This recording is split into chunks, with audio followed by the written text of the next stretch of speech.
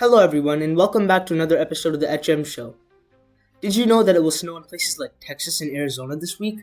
New York, Ohio, Pennsylvania, New Jersey, and many other states are about to face some serious cold, and so is the rest of the northern states and even the southern ones.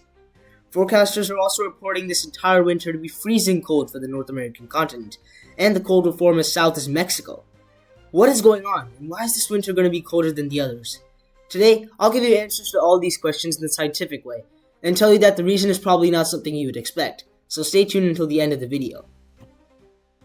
New to this channel? Well, if you're enjoying it so far, please give a like and subscribe as we move on, and comment down if you like this cold weather or not.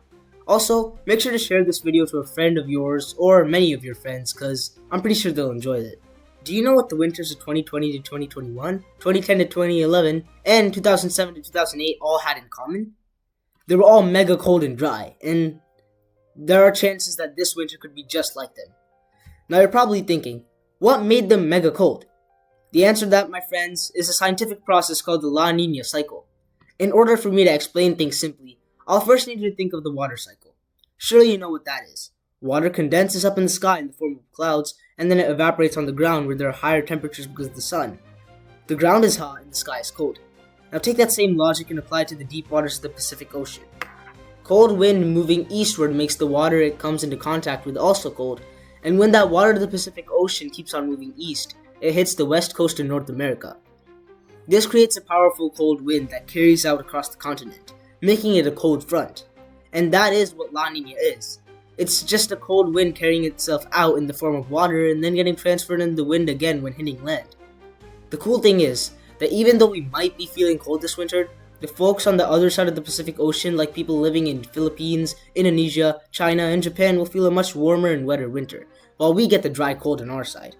Now, you right now must be like, wait a minute, if La Nina makes the Western Pacific warmer and wetter and the Eastern Pacific colder and drier, then shouldn't there be something that would make the Eastern Pacific warmer and wetter and the Western Pacific colder and drier?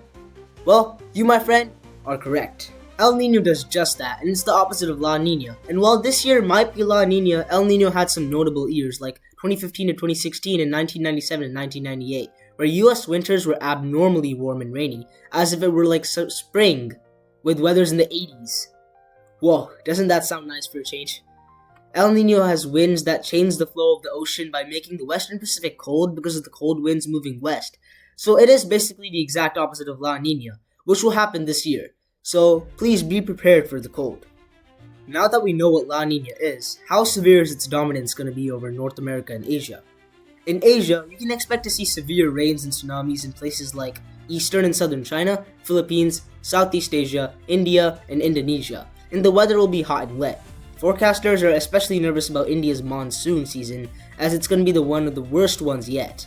And southern China isn't looking too great right now too.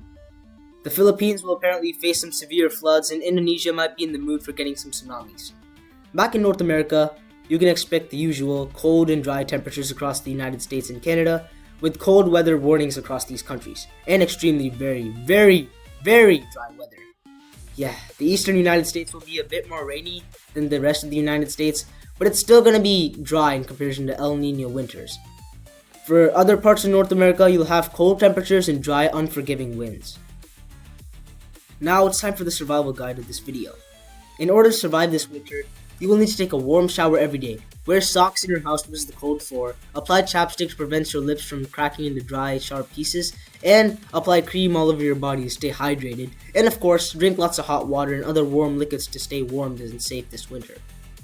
Other than that, staying prepared and also stay informed, because this winter could also be hosting a virus that excels in cold and dry spaces. And while much is not known about it yet, besides the fact of its origin from China, just stay tuned to the news or the radio for pre-lockdown preparation. For legal purposes, I cannot say more about the virus as it's not even fully recognized by the UN yet, but I want to ask you, what do you think about the virus in La Nina this year? Maybe if this video gets enough views and likes, I might just do another video on the mystery virus when more information comes out. Also, if you want a topic of your choice, please comment down below and I might just create it. Anyways, I hope you guys learned something new today, and I want you to end today with a feeling of victory. After all, you just learned a pretty complex phenomenon with La Nina and El Nino. Once again, be sure to like, subscribe, comment, share, and ring the notification bell. Thanks for watching!